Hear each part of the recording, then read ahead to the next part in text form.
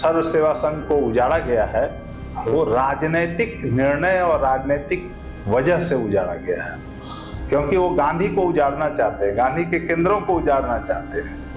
प्रधानमंत्री नरेंद्र मोदी जी की भी संलिप्तता है, क्योंकि बनारस के वो सांसद हैं। जमीन रेलवे से जो हस्तांतरित हुआ, खरीदी गई, वो विनोबा जी के समय में खरीदी। उस घाट के रिनोवेशन के द्वारा उसका नामांतरण हो गया और उसका नाम छद्म रूप से नमो घाट रख दिया गया। नमो का मतलब एक इतिहास पुरुष होने का, ऐतिहासिक व्यक्तित्व होने का एक लाभ ले लेना। जो वहाँ के स्थानीय अफसरों ने जो कारनामे किए हैं उसको भी हम लोगों ने कोर्ट में मुकदमे के द्वारा उसका निपटारा करने की कोशिश कर रहे हैं। नमस्कार, आप देख रहे हैं विमर्श न्यूज। मैं हूं आकाश आपके साथ। इस वक्त हम मौजूद हैं अपने स्टूडियो में और हमारे साथ अरविंद अंजुम जी हैं, जो कि समाज शास्त्री भी हैं, समाज सेवक भी हैं और साथ में सर्व सेवा संघ के संयोजक हैं और छात्र युवा संघर्ष वाहिनी और जनमुक्ति संघर्ष वाहिनी में भी बहुत प्रमुख भूमिका इनकी रही है। आपका स्वागत है सर। स्वागत, धन्यवाद। आज हम सर्व सेवा संघ के बारे में बात करेंगे। सर्व सेवा संघ में 22 जुलाई को केंद्र की जो गवर्नमेंट है, एनडीए की या बीजेपी का है, बीजेपी गवर्नमेंट ने सर्व सेवा संघ की जमीन को अवैध घोषित करके उसको तोड़ दिया। 22 जुलाई करीब 10 महीने होने आए हैं, तो इस पर आपका क्या प्रतिक्रिया है? ये एक तो सरकार ने जो कुछ भी किया है ये एक षड्यंत्र के तहत किया है। आमतौर पर जो षड्यंत्र का काम है सरकारें नहीं करती है, बल्कि सरकार षड्यंत्र का पर्दाफाश करने के लिए काम करती है। उसकी जो इकाइयां हैं वो उसका दायित्व होता है कि अगर कोई प्राइवेट पार्टी या गिरोह कोई षड्यंत्र करे तो उसका उजागर करना और उसको दंडित करना सरकार का काम है। लेकिन यहाँ हम देख रहे हैं कि खुद सरकार ही षड्यंत्र कर रही है। विनोबा भावे की प्रेरणा से बनारस के राजघाट में रेलवे से 12.89 एकड़ जमीन खरीदी गई और ये जमीन 1960, 61 और 1970 में रकम चुकता करके, चालान जमा करके रजिस्ट्री के द्वारा ये जमीन खरीदी गई। और सरकार ने हमारे ऊपर ये आरोप लगाया कि ये जमीन फर्जीवाड़ा करके कूट रचित तरीके से अर्जित किया गया है। अगर ऐसा कूट रचित और फर्जीवाड़ा किया गया तो हमारी पीढ़ी ने तो किया नहीं। यह काम विनोबा जी के जमाने में हुआ है। जमीन रेलवे से जो हस्तांतरित हुआ, खरीदी गई, वो विनोबा जी के समय में खरीदी गई। तो इसका मतलब है कि विनोबा जी इस फर्जीवाड़ा में शामिल थे। और रेलवे के मंत्री थे उस जमाने में लाल बहादुर शास्त्री, जिन्होंने ये सहमति दी थी कि ये जमीन सर्व सेवा संघ को दी जाए, क्योंकि वहां एक केंद्र स्थापित करना चाहते थे विनोबा जी। तो इसका मतलब है कि लाल बहादुर शास्त्री जी भी इसमें शामिल थे। राजेंद्र प्रसाद उस समय राष्ट्रपति होते हैं, तो एक तरह से राष्ट्रपति पूरी सरकारी संपत्ति का मालिक होता है तकनीकी रूप से। इसका मतलब वो भी शामिल थे। और जिस समय जमीन का हस्तांतरण हुआ 1960 में, उस समय जगजीवन राम रेल मंत्री थे, तो इसका मतलब वो भी इसमें शामिल है। तो हम देखते हैं कि ये आरोप इन्होंने उन पुरखों के ऊपर में लगाया है जिन्होंने इस देश के निर्माण में अपना सब कुछ त्याग कर दिया, न्यौछावर कर दिया, और जिनके बारे में इस तरह की बात दरख्वास्त देकर कहना तो एक अलग ही बात है। इस तरह की बात को सोचना भी एक अपराध से कम नहीं है।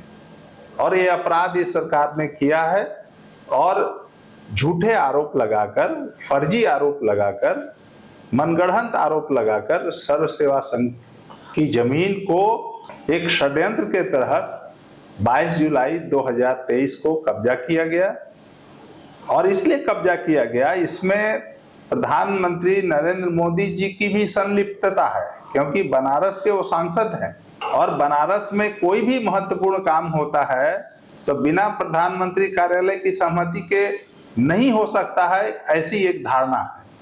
और इस धारणा के आधार पर हम ये कह सकते हैं कि यह प्रधानमंत्री कार्यालय की सहमति से हुआ है।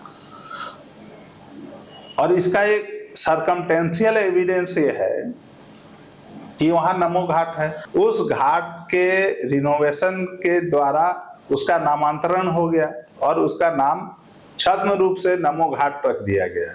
नमो का मतलब एक इतिहास पुरुष होने का, ऐतिहासिक व्यक्तित्व होने का एक लाभ ले लेना। उस नमो घाट के बगल में हेलीपैड बना है, उसके वहां पर सड़कें जाने के लिए जगह जमीन चाहिए। वहाँ multi modal station development plan, जो Kashi multi modal station development plan है, उसके तहत भी जमीनें चाहिए। लेकिन उसमें चाहिए थी जो प्राइस वाटर कूपर कंसल्टेंसी जिसने उसका प्रोजेक्ट बनाया था, उसके प्रोजेक्ट रिपोर्ट के अनुसार 1.27 एकड़ जमीन ही चाहिए थी, लेकिन वो 12.89 एकड़ जमीन, सारी जमीन पर कब्जा कर लिया। तो ये एक षड्यंत्र है और सरकार बनारस में, अयोध्या में, मथुरा में जो भी ऐसे तीर्थ स्थान हैं वहां जमीन लूट के काम में लगी हुई है। और इसी क्रम में सर्व सेवा संघ की जमीन को भी लूटा गया है। ये अधिग्रहण नहीं है, अर्जन नहीं किया गया है, ये लूटा गया है षड्यंत्र पूर्वक। अभी जो आप लोग के साथ जो ये आपके सर्व सेवा संघ के पूरे बिल्डिंग को तोड़ दिया गया, उसके बाद आप लोग कानूनी कार्रवाई क्या कर रहे हैं? इसके वास्तविक स्थिति क्या है? जब सरकार आमादा हो गई कि इस परिसर को एन केन प्रकारेण अपने कब्जे में ले लेना है और बड़े बड़े मॉल बनाने हैं, होटल्स बनाने हैं, हेलीपैड तक जाने का रास्ता बनाना है और ऐसे ही योजनाओं के लिए उसको जमीन चाहिए, तो हम लोगों, और इस संबंध में जो नोटिस आए डीएम का और एसडीएम का, तो उसको हम लोगों ने अदालत में चुनौती दिया। हमने सिविल डिक्लेरेशन शूट किया और सरकार कोई अवैध कार्रवाई न करे इसके लिए इंजंक्शन फाइल किया। स्थगन आदेश, अभी फिलहाल किसी भी तरह के निर्माण पर स्थगन आदेश के लिए हम लोगों ने पिटीशन डाला है सिविल न्यायालय में। लेकिन अभी सरकारी पक्ष ने हमारा मुकदमा स्टैंड करता है कि नहीं, वो मेंटेनेबल है कि नहीं, इसके खिलाफ अर्जी लगाया, जिसको 711 कहते हैं। रूल 7 ऑर्डर 11 के तहत हमारे सूट को ही, उसके मेंटेनेबिलिटी को ही चैलेंज किया है। और पिछले 10 महीने में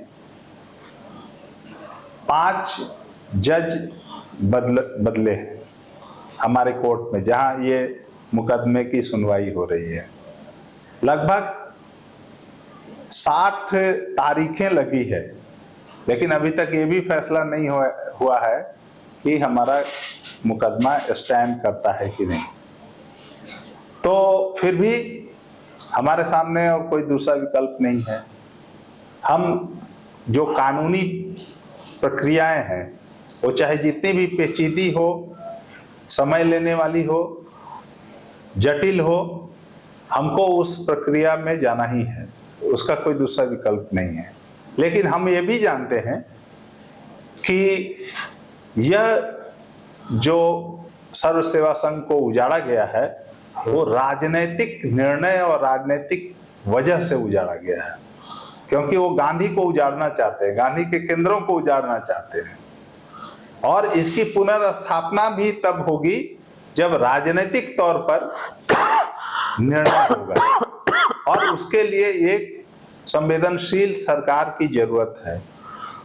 तो हम लोगों ने भी यह तय किया है कि जिस विचारधारा ने, जिस दल ने, जिस सरकार ने विनोबा भावे द्वारा उनकी प्रेरणा से स्थापित परिसर को उजाड़ा है, उसको भी हम राजनीतिक रूप से बसने का मौका नहीं देंगे। हम अपने क्षमता अनुसार जितना संभव होगा हम इस सरकार की विदाई तय करने में अपना योगदान करेंगे। जो मतलब अभी देखा जा रहा है कि जो सरकार ने जमीन को अपने कब्जे में ले लिया है, तो कि आप लोग जो कानून कार्यवाही में आप लोग का मतलब केस आप लोग लड़ रहे हैं, तो उसकी मतलब कितने दिनों में आपको और आगे आप आंदोलन को तेज करेंगे, इस पर क्या कहना चाहते हैं? नहीं, हमने अभी बताया ही कि ये जो परिसर को उजाड़ा गया, जैसे साधना केंद्र का नाम दिया गया है था जब ये स्थापित हुआ था, तो ये राजनीतिक वजहों से इसको उजाड़ा गया है और राजनीतिक वजहों से ही इसको फिर से पुनर्स्थापित किया जाएगा।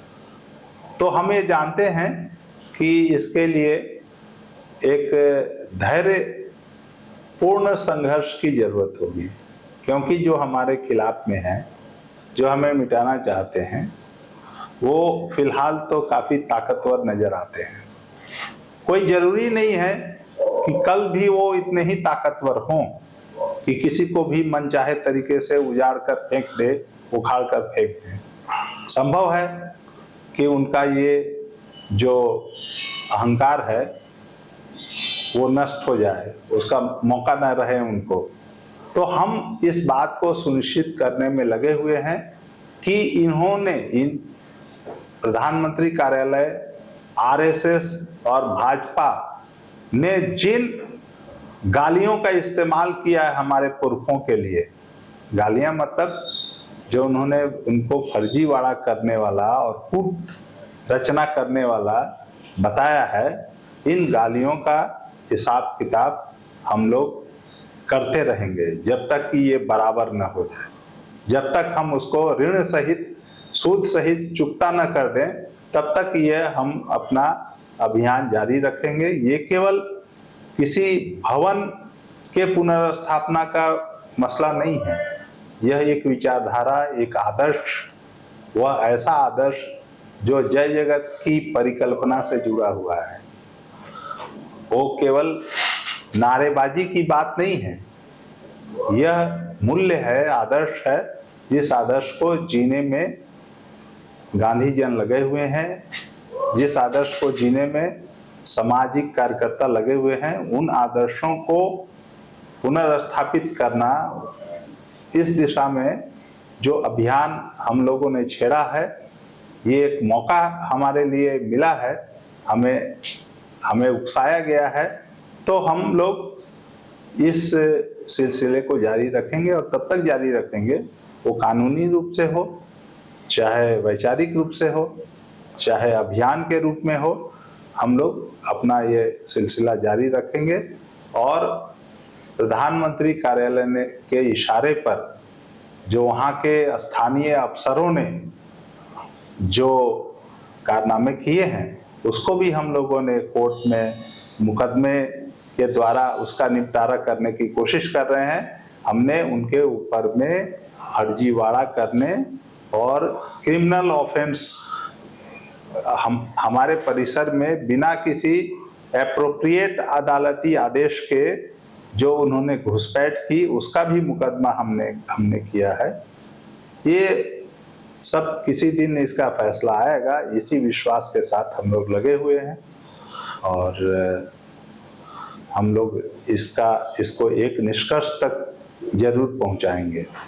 तो ये थे अरविंद अंजुम जी। इनका साफ कहना है कि सर्व सेवा संघ को तोड़ा गया, 10 महीने बाद भी कोई सुनवाई नहीं हुई है, तो इनका पूर्ण संघर्ष जारी रहेगा और इसमें वो पूरी तरीके से जीत उनको मिलेगी, इसकी आशा रखते हुए वो आगे बढ़ेंगे। तो इस तरह से हमारे चैनल पर अगर आप इस वीडियो को देख रहे हैं और आप इस पर कमेंट भी दे सकते हैं। अगर आप YouTube पे देख रहे हैं तो लाइक करें। तब तक के लिए विदा लेते हैं, धन्यवाद।